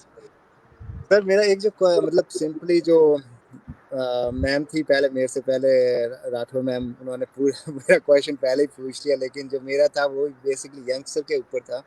क्योंकि जब मैंने एनसीसी को ज्वाइन किया था और मेरे को आर्मी फैमिली से होने से हमें जो इंस्पिरेशन था आर्मी के जाने के लिए दादाजी की वजह से जो भी था, लेकिन जो अब मैं जब इंडिया आता हूँ जब भी, क्योंकि 7 साल हो गए यहाँ पर रहते हुए, जब इंडिया आता हूँ तो हमारी खुद की फैमिली की जो इंस्पिरेशन है ना, जो एक कह सकते हैं कि एक जो चाह थी आर्मी में जाने की, वो यंगस्टर में खत्म होती जा रही है। चाहे वो टिकटॉक की वजह से ले लें या इंस्टाग्राम की वजह से ले लें या किसी अदर की वजह से ले लें, तो यंगस्टर अब मेनली जो जा रहे हैं या तो एक नया वर्ड उन्होंने सीखा है एंटरप्रेन्योर या सोशल मीडिया सेलिब्रिटी बनने के लिए। क्योंकि जो आजकल जो हमारे वहाँ पर जो समाज में चल रहे हैं, जितने भी जो कह सकते हैं, आई एम सॉरी अगर किसी को ऑफेंड कर रहा हूँ, लेकिन जो सेनाएं बन रही है, समाज की सेनाएं जो बन रही है, उस हिसाब से जो एक हमारी जो ओरिजिनल आर्मी है या सेना है, उसमें जो एक कमीशन होने का सपना होता था, जैसे हम जब 12th में था तो मैंने खुद ने एनडीए का एग्ज़ाम दिया था और पास भी हुआ था, लेकिन उसके बाद मैंने कहा कॉलेज करने के बाद जाऊंगा, एनसीसी करूंगा। लेकिन जो अब है ये एनडीए का जो हमारे खुद की फैमिली में कोई देना ही नहीं चाहता, कहता है कि नहीं आर्मी में क्या जाके क्या करेंगे रिटायर होने के बाद। जैसे मेरे छोटे वाले दादाजी वो रिटायर हुए बीएसएफ से एज ए कर्नल, तो कह रहे हैं दादू साहब को भी देख लो, वो अभी घर पे विराजे हैं, कुछ ऐसा नहीं है, लेकिन हम सोशल मीडिया सेलिब्रिटी बनेंगे तो ये होगा वो होगा। तो एक वो चाह खत्म होने जा रही है। तो how can we inspire again the youngster to go back in the army and serving the nation, and instead of having becoming a TikTok star or the Instagram star or something like this? So that's a great question, SP Singh ji. Actually, if you heard of the Maslow's hierarchy of needs, उसमें जो hierarchy है उसको सबसे ज़्यादा basic needs होती है, then is the security needs, then is the social needs, then fourth is the self-esteem needs, and fifth of course self-actualization. These are the 5, this is the hierarchy of needs. So actually क्या होता है कि शायद youngsters या youth या children को इसके बारे में कुछ पता नहीं होता, they don't understand this hierarchy. I mean this has been made as a theory, but इसके अंदर moment you join arm forces, whether you join as a jawan या आप एक ऑफिसर के ज्वाइन करें, आपकी सारी नीड्स, आपको सेल्फ एस्टीम नीड मिल जाती है straight away, because you get determination. आप बाकी आप एक व्यापारी हैं या आप एक कहीं पर बाहर कहीं सर्विस कर रहे हैं, I am not trying to demean or belittle any other service, सब अच्छे होते हैं, कहीं पर कोई भी सर्विस बहुत अच्छी होती है, लेकिन एक आर्मी और आर्म फोर्स की सर्विस के अंदर as soon as you wear a uniform you have recognition, चाहे आप इंडिया में चाहे आप कहीं पर, everybody and everybody will look at you with respect, and that is all uniform service, whether police की हो वेदर आर्मी, पर खासकर आर्मी की ज़्यादा। सो जो आर्म फोर्सेस के अंदर जो सेल्फ एस्टीम नीड आपकी फुलफिल होती है वो कहीं फुलफिल नहीं होती है। लेकिन क्या होता है कि आजकल जो यूथ है they have become materialistic, and उसका सारा जो ब्लेम है that we have to take, the parents have to take this blame, that we somehow have brought them up in a materialistic world, and we are telling them आपको first आना है, आपको second आना है, आपको इतने marks लाने हैं, आपको इंजीनियरिंग में जाना है, आपको आईआईटी में जाना है, and things like that. Nobody is telling them that actually आपको लाइफ में करना क्या है। They are only just telling them कि आपको उस पाथ पे जाना है, लेकिन उस पाथ को कहाँ लेके जाएगा they are not being told. So I think teachers are the ones who can play a role. If not parents, teachers have to play this role. They have to tell actually what a child will require when child grow up. Eventually, when everybody becomes very famous and very popular, when they have a lot of money, वो फिर उसके बाद में trust बनाते हैं, फिर वो समाज की सेवा करते हैं, फिर वो डोनेशन करते हैं, क्योंकि कितना भी पैसा होने के बाद भी उनको रिकॉग्निशन नहीं मिलता है। रिकॉग्निशन कब मिलता है? जब वो कुछ सेवा करते हैं, that is when their self esteem needs are fulfilled. So for this they have to have lots of money, whereas moment you join armed forces, these needs are fulfilled, your day one, your basic need, your security need, your social need, and people keep saying a lot of risk in armed forces. I don't think there's any risk. I think we have less number of casualties than we have road accidents. और हमारे arm forces के अंदर जो हमारी body होती है, हमारी जो बॉडी है this is the custody of government of India. तो जो मेरा सुपीरियर ऑफिसर होता है, he takes care of my body. यदि मुझे मलेरिया हो जाएगा तो उसको मुझे जवाब देना पड़ेगा मुझे मलेरिया क्यों हो गया, why I was not taking all the precautions against malaria. यदि मुझे आज कोरोना हो जाता है तो I have to really answer my superior कि मुझे कोरोना कैसे हो गया, मैंने प्रिकॉशन क्यों नहीं ली है। सो हमारे यहाँ पर तो आर्म फोर्सेस के अंदर you and your body is taken care of by the government of India, by your superior officers, by your senior officers, by your organization. And this is one service which is full of honor. And but somehow I think this is not known to the young children. And I think this is where teachers can play a role. So somehow if we can educate our teachers, launch a campaign, tell them that they should propagate a cause of happiness, cause of fulfillment, rather than cause of more money and some IIT or becoming doctor. This differentiation has to be brought about in the minds of children as to what eventually they will be aspiring for. यदि वो आ जाए तो मुझे यकीन है कि लोगों को लगेगा कि they should go to armed forces because that is one simple way to meet all your needs, less the self actualization need. हुकुम बिल्कुल सही है। एकदम सही फरमाया हुकुम। I am totally agree with it. आपने जो फरमाया कि एक लेगेसी आती है ना आर्मी में आने के बाद ही सारी सेल्फ, तो वो मैं आपको बता सकता हूँ तीसरी जनरेशन होने के, मेजर साहब की तीसरी जनरेशन होने के बाद भी आज भी हमें रेस्पेक्ट मिलता है उनकी वजह से या आर्मी की वजह से। अब जैसे मेरा छोटा वाला भाई जो कैप्टन है कुमायूं में, उसकी वजह से जानते हैं कि या basically he is the brother of the captain साहब। सो ही साहब is automatically coming there no matter how much. I mean, I will say as a business people, you can earn a lot, but the Sahab is only coming for the army people. As automatically the title is there. Thank you so much. Thank you, thank you SP, thank you SP साहब। नहीं होगा, हम तो बच्चे हैं आपके, आप आशीर्वाद नहीं आपको भी साहब बुलाएंगे। देखो साहब का तो आपने सही कहा कि actually the kind of work you do and the command, the respect you command is absolutely proportionate with each other. तो आपने सही कहा। लेकिन अभी रोमित साहब हमारे साथ हैं, माने हुए डॉक्टर दुबई में, उनका कमेंट मैं पढ़ रहा हूँ। अगर देश प्रेम की भावना है और तो स्वार्थ को आपको किनारे रखना पड़ेगा और यही इसका इलाज है एक्चुअली। तो मैं भी इससे एग्री करता हूँ कि अगर आपके अंदर जज्बा है और आपने कहा जो आज जो टाइम चल रहा है, तो मैं एक हिंट इसको हम लोग जरूर पास ऑन करेंगे टू द कंसर्न अथॉरिटीज कि टिकटॉक और इंस्टाग्राम और ये जो सारे मोड हैं आजकल के, उसी में जनरल साहब जैसे हस्तियों को लाओ और उनसे मोटिवेट करवाओ आप यूथ्स को, ताकि वो हाँ ये भी एक तरीका हो सकता है। You make programs which are catchy and in which they are involved, so be like them to have them. So thank you SP and thank you our next हमारे साथ एक सीनियर पर्सन रविंद्र जी हैं, इंडोनेशिया जकार्ता में, वो भी हमारे से जुड़े हैं और जनरल साहब से कुछ बात करना चाहेंगे। रविंद्र जी नहीं दिख रहे हैं वेटिंग रूम में। अच्छा, नहीं दिख रहे क्योंकि टाइम जोन जो है बहुत। जितेंद्र शर्मा जी हैं। जी जितेंद्र जी हैं, जितेंद्र जी का स्वागत है। जितेंद्र शर्मा साहब हमारे हेड हैं मेलबर्न ऑस्ट्रेलिया में, राजस्थान एसोसिएशन के। जी जितेंद्र जी। Okay, you can hear me? Okay, good. Namaste, Major ji, Major General Alok Raji or Dheeraj ji, thank you very much for giving me the opportunity to listen in. It was very inspiring. मैं association of Australian Rajasthani का एक worker हूँ और अभी मैं president की तरह उसको मैनेज कर रहा हूँ। We are very young as an organization here, but there was a need for us to bring together all the Australian Rajasthanis in Australia. एक पूरा continent है, although कहने को country है, but we are spread across different parts of the country. So this is a small initiative to join it, and Dheeraj ji is very inspiring जो वो कर रहे हैं हम सब लोगों को जोड़ने के, उसका एक छोटा सा वर्जन मैं ऑस्ट्रेलिया में कर रहा हूँ। एंड I think आपको सुनने के बाद और इतने सारे क्वेश्चंस जो आपसे पूछे गए हैं उसको सुनने के बाद अभी भी ऐसा लगता है कि ना बहुत कुछ है जो आपसे सीखा जा सकता है।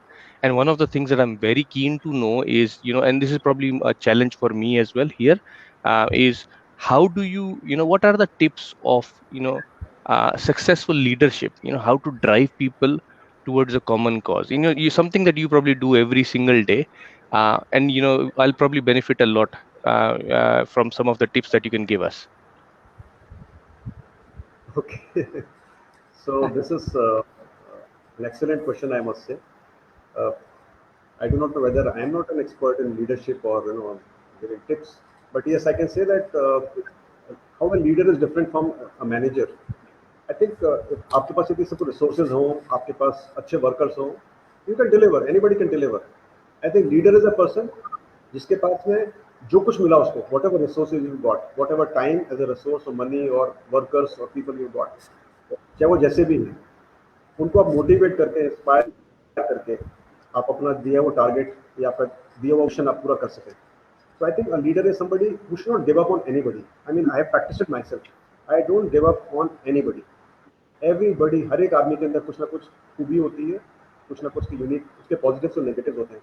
So if you can focus on the positives or the assets or the strengths of your colleague, your subordinate, and help him mitigate his shortcomings, so you will be able to achieve whatever you want to achieve. So that is one thing that I believe. Second is perseverance. Perseverance या निरंतर प्रयास इसको बोलना चाहिए, निरंतर प्रयास और कभी भी not to give up, never to give up. These are the two things that I have also practiced and followed. और हमेशा मैंने देखा है कि कभी कोई भी काम करते हैं, any task is given, any mission is given to you, उसमें हमेशा प्रॉब्लम आती है, स्पेशली उसको बोलते हैं breathing trouble, हमेशा प्रॉब्लम्स आती हैं. But that is where a leader will never give up. So a leader will never give up whenever there will be problems. He will continue to work. He will try to get the best out of whatever he has. यदि आप best choose करके उनको आप काम कराते हैं तो बहुत बड़ी बात है, it's not know big deal. लेकिन जो आपके पास है उनको आप ट्रेन करके, उनको आप मोटिवेट करके इस बार का काम कराएं. And third is judicious use of resources. That's very, very important. And fourth and most difficult thing is taking decision. Leader has to take decision and he has to be ready for failure. And he should be able to take risks. आप risk नहीं लेंगे, आप जिम्मेवारी नहीं लेंगे, आप accountability नहीं रखेंगे अपनी, आप रिस्पॉन्सिबिलिटी नहीं लेंगे, and if you will play safe you will never be successful. तो these are 4-5 things I think ये हम करें तो मुझे पूरी उम्मीद है कि 90% out of 10, 100 you will pass or you will succeed. So a good leader must be ready to take responsibility, and of course with that comes a little bit of risk. Just few tips. Oh no, that is very very helpful. I think the one thing जो शायद मैंने in general कहीं नहीं सुनी है, apart from perseverance or taking risk, is a leader never gives up. This is something that is very important. Okay, you should not give up on anybody. That positive attitude towards leadership, I think that is probably one of the fantastic tips I've received today. So thank you very much for it. Just two things I want to tell you more, because this is very important of armed forces of army of India. In our army or Indian army, there's something very peculiar, and that is हमारे जो officer होते हैं, they are trained to lead from the front. Many other armies you will find, like आपने सुना होगा जब Kargil operation के अंदर हमारे सौरभ कालिया साहब को he was killed. Many officers we had body bags coming to Delhi from Kargil. Many youngsters, many young officers. हमारी आर्मी का जो एक इथॉस है उसके अंदर ये बहुत इंपॉर्टेंट चीज़ है कि we always lead from the front. कभी भी there be some encounter, you will always find officers leading from the front. जब आप खुद ही लीड कर रहे हो, when you are taking risk yourself, when you are ready to face bullets, you will never see a Indian jawan going back. He will always be ready to lay down his life. And we are very fortunate. हमारी जो country बहुत fortunate है. हमारे जो जवान होते, चाहे वो किसी भी प्रांत के हो, चाहे वो बिहार के हो, राजस्थान के हो, हरियाणा के हो, कहीं के भी, they are great human beings. They are simple people. If they get good leadership of officer, they can do wonders. So if ever an operation is not done well, it is because officer leadership was weak. If operation is done well, both leader and men, of course. So typically, and one last thing that I want to say about the leadership is intent. जो भावना है, हमारी मंशा है करने की, वो बहुत अच्छी होनी चाहिए. यदि आपके इंटेंट अच्छा होगा, so once again it will support your efforts and you will succeed. These are the things, these two more things that are very important. So not only in army but outside also, if as a leader you are leading from the front, you are there at the time of crisis, people can see you, they can see your face, and they can see you are calm and composed. आपका intent अच्छा है, you will be successful leader.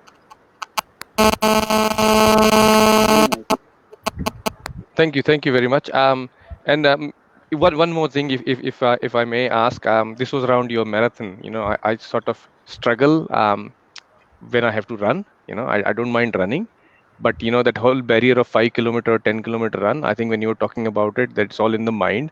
What is the thing that you think in your mind while you're running? You know, what keeps you going? You know, 42 kilometers is not a small thing, right? You have to constantly keep on telling your mind that, you know, it's an easy task. What is that you tell your own mind? So I think this is something that must be happening to every runner. So when you're running, your body is telling your mind is not telling you, your body is telling your mind, "Bhaiya मैंने माफ कर दे." But the body is always telling you, "Please just मुझे बख्श दो." So that body tells the mind, and mind is not telling the body. So, but I think any strenuous activity that you do, it is tough. It is not easy. But you have to always think of what is going to happen after that. After you finish your running, your endorphins are released on your body. After your endorphins release on your body के अंदर, that is, that works like a happiness fluid or happiness hormone. It is called endorphins. And that thought which comes to your mind that after this I will enjoy my rest, my meal.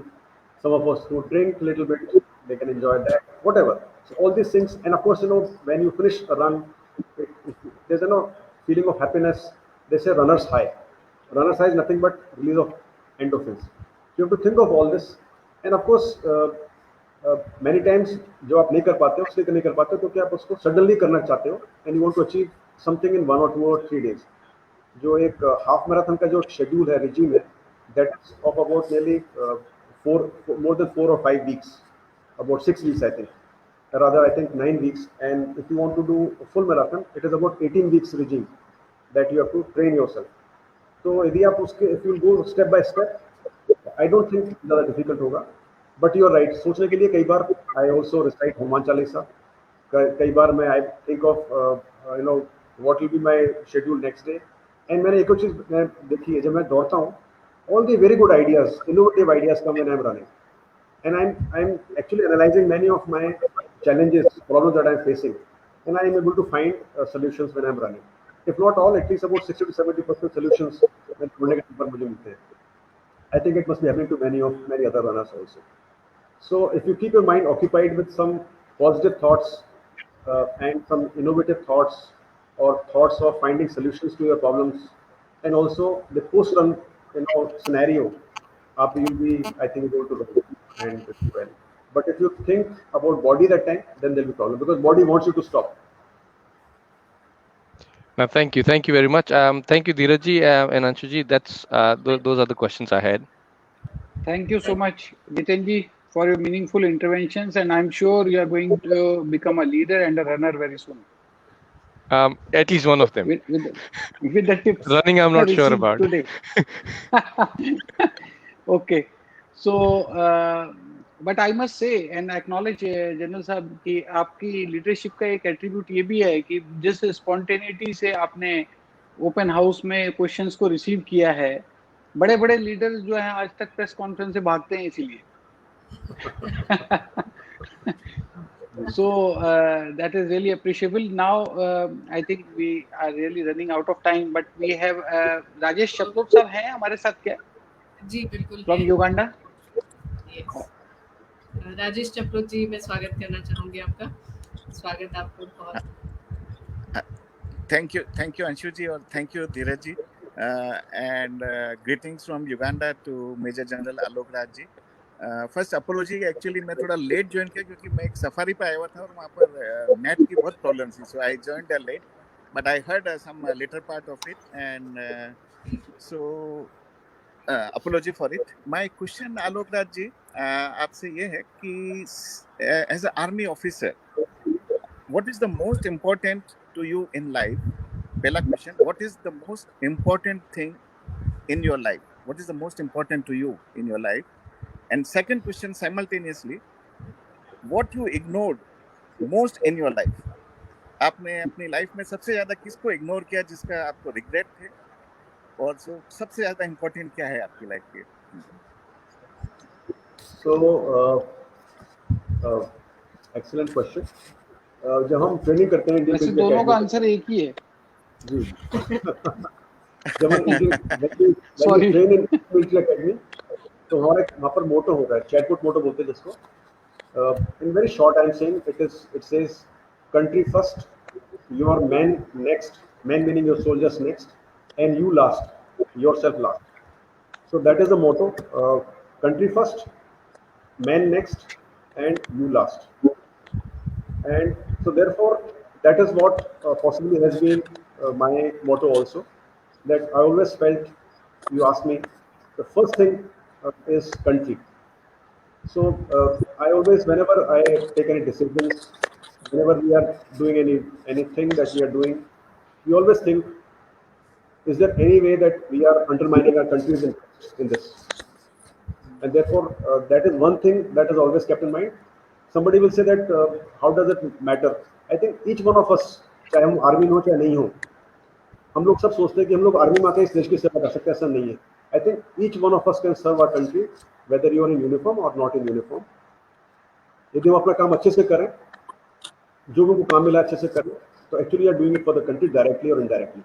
So that is one thing. And second is that what have I ignored most? I think not just me. I think many of my colleagues and people like me somehow ignore our families.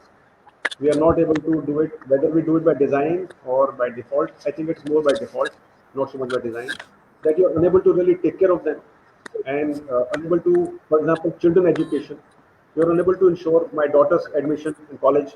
I was not there. She managed and filled the form by herself, took admission, went to hostel. There are so many things they have to do on their own. So this is one area which gets neglected, especially when you are not in peace station. When you are in field station, it gets neglected. And it continues now because there's so much of work that you have to do, and there's so many fronts that you have to manage. And I'm sure it must be typical of many of the government officials, but it is little more so pronounced in armed forces when you're separated from your families, and things have to be done in a real quick manner. Unlike in many other organizations and departments where things happen in days and months and weeks, in armed forces, somehow, because of the culture we have, we want things to be done by evening, by next day morning, within few hours. तो उसका जो work pressure होता है, उसकी वजह से your families get neglected. So thank you.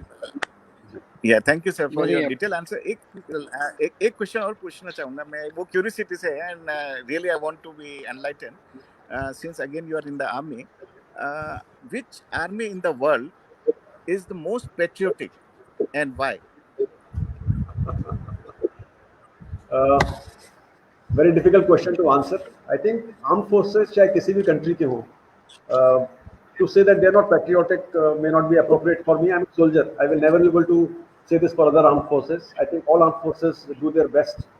I think it depends on the leadership of the armed forces, and soldiers in any country, चाहे वो किसी भी देश के हों, किसी भी प्रांत के हों, they're always very, very patriotic. They will not hesitate to lay down their lives. And for sure, I can tell you, our armed forces, लोग कई बार बोलते हैं कि पहले बात अलग थी, अब बात अलग है. ऐसा नहीं है. आपके जो आर्मी के जवान हैं अभी भी, आज की तारीख में भी, बिना हिचकिचाए they can lay down their life. They will not think twice, and they will not work for कि किसी स्टेट के लिए या किसी जाति के लिए. हमारा कोई सिस्टम ऐसा नहीं है. We work for the country, we work for our people, and we do not hesitate to do anything for our country. Thank you sir. Thank you sir. Thank you so much. Rajesh ji, आपने अपनी safari बीच में छोड़ करके join किया, और आई am sure कि आपको तमाम मिले होंगे, लेकिन हमारे जैसा शेर नहीं मिला होगा वहाँ पे, जैसे आज जो जनरल साहब जैसा मैंने एक शेर ही नहीं देखा था. मैं कल 2 बार गया हूँ, कल और आज में, और आज आपने बिल्कुल बराबर आपने फिट कर दिया उसको. सही है. So Anshu ji, do we have group captain विवेक साहब हैं? ब्रिक साहब नहीं है, हमारे साथ कृष्णा सुराना जी हैं, so I would like to हाँ, invite. Krishna Surana ji please. Yes. नमस्कार जनरल साहब, Dheeraj ji, Anshu ji, thank you so much, you allowed me to talk, I been waiting. मुझे यही डर था मेरा टाइम समाप्त खत्म हो जाए और हम लोग यहीं रह जाए, but good that we are again I am able to talk. First and foremost, we from Canada, my name is Krishna Surana, Rajasthan Association of North America Canada. I'm the president here. Major Saab, excellent. Today, it's not just you made my day, but there are a lot of things I will talk to my kids again.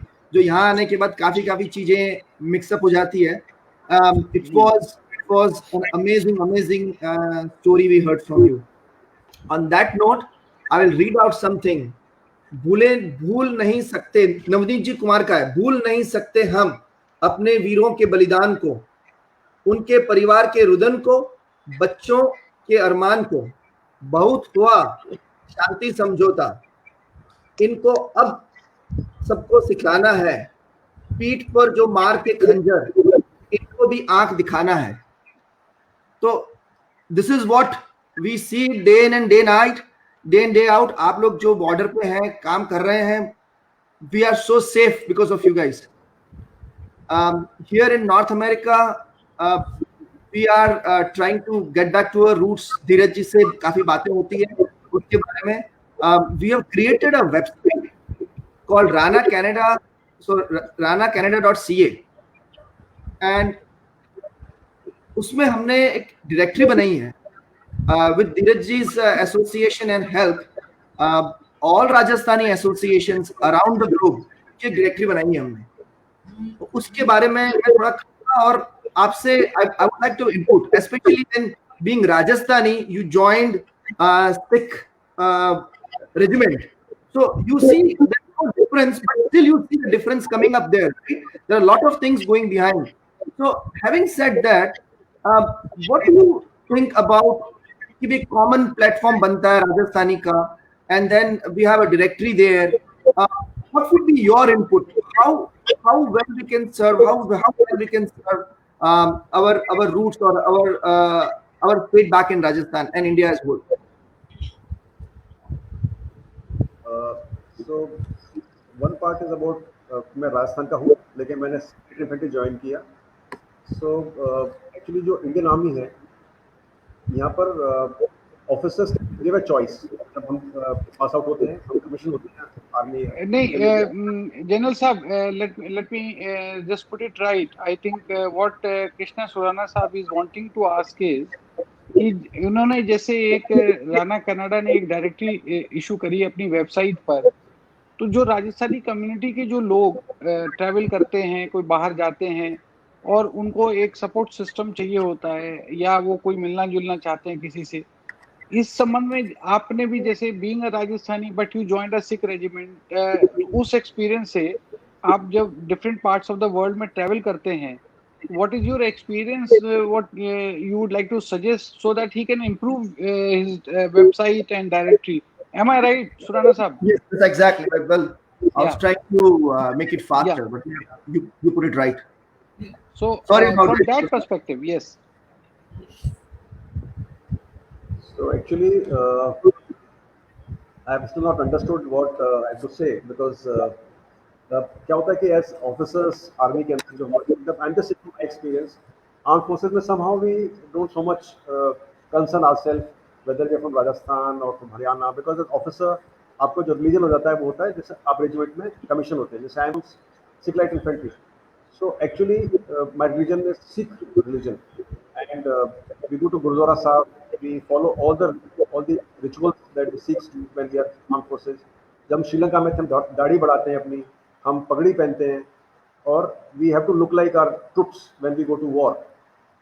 So typically that is what happens. So whether you are Muslim, they go to मंदिर, जो हिंदू होते हैं वो नमाज पढ़ते हैं जाकर मस्जिद में आर्मी के अंदर, और हमारे सर्वधर्म स्थल होते हैं. So we typically propagate all religions. We in armed forces always respect all religions, and somehow we always avoid uh, belongingness to a particular state or something, because we always want to say that we are Indian armed forces. So that is how we do. But yes, when हम कहीं जाते हैं, किसी जगह बाहर जाते हैं, विदेश में जाते हैं, so we always try to find some connections, and based on which some common ground, either it is based on language or based on your place you belong to. उसके उसके तरीके से we basically break ice and try and help each other. But within the armed forces, we don't do anything like that you're mentioning. Oh, okay. If I have understood you correctly. Yeah. I may not have understood. So again, the question is, we created a directory called ranacanada.ca and ranaworld.com.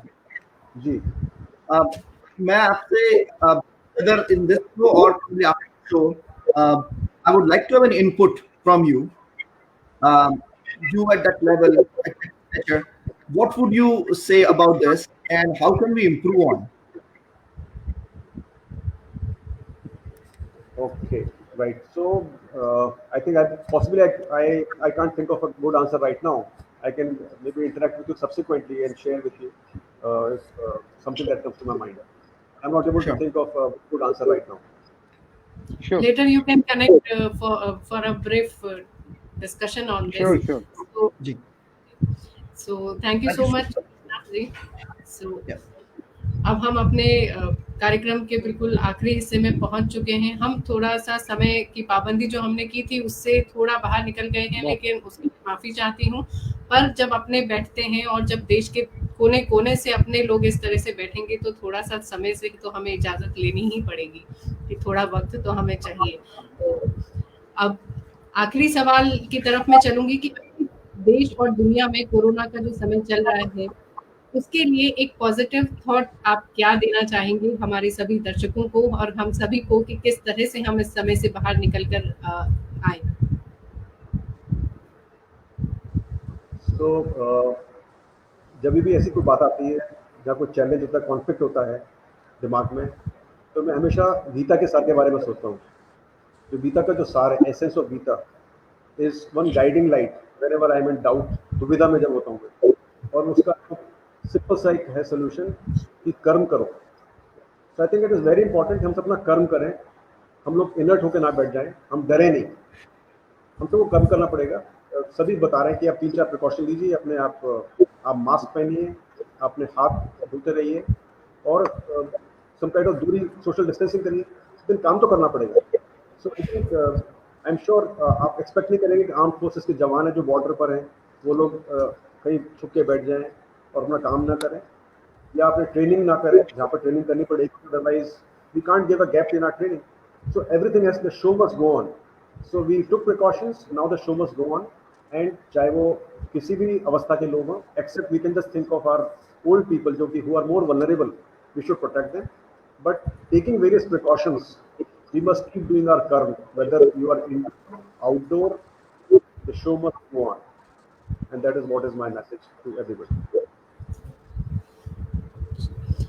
तो thank you so much major general Alok, आपसे बात करके आज बहुत मजा आया, बिल्कुल connecting roots आप सभी को लगा होगा, आई एम श्योर जो भी हमारे साथ जुड़े हुए हैं। और Dheeraj sir, I hope the session was fruitful. Session was fantastic, and I carry home the message from Jannat साहब tonight that राजस्थान का लड़का और वो कमजोर हो ही नहीं सकता। तो राजस्थानी कभी कमजोर नहीं हो सकता, यही मैसेज है आज के इस पूरे हमारे लिए तो कम से कम। बिल्कुल। और आखिरी में हम हमारे जो सपोर्टर्स हैं सारी एसोसिएशंस को, उनको धन्यवाद करते हुए इस कार्यक्रम को हम यहीं विराम देते हैं। तो thank you so much major general Alok Raja. Thank you जय हिंद। Thank you Anshu ji, Dheeraj ji, thank you everybody so much. जय हिंद। जय हिंद। Thank you.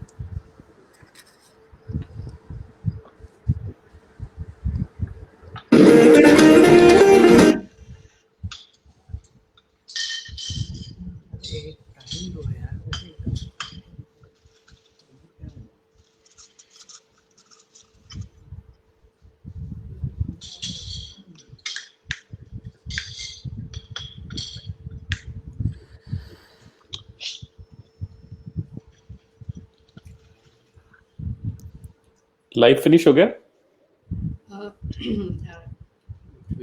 Wait, sir, we are on live.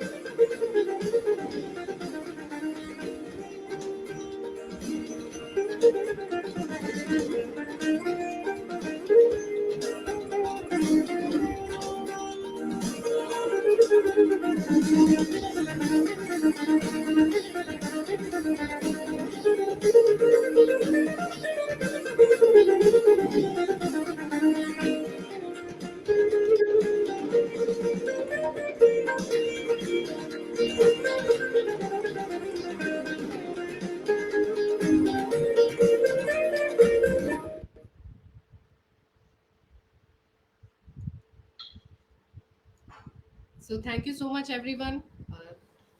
इस कार्यक्रम को हम यहीं विराम देते हैं और आप सभी का आभार, अभिनंदन। Thank you thank you very much, thank you. It is very well hosted. In fact हम लोग आरए यूके, मैं इनफैक्ट आरए यूके की टेक्निकल